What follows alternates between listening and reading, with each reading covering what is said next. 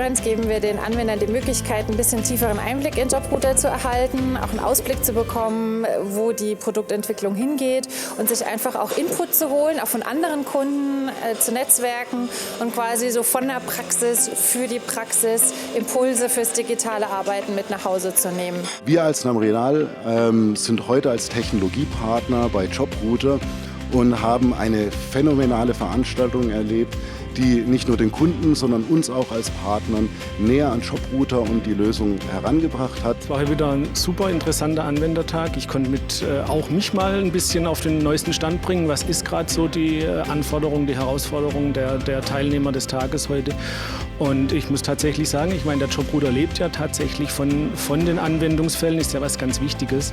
Und dieser Austausch heute war, glaube ich, sehr wertvoll für die Teilnehmer. So war zumindest das Feedback, was ich gehört habe. Und mir hat es auch super viel Spaß gemacht, heute daran teilzunehmen.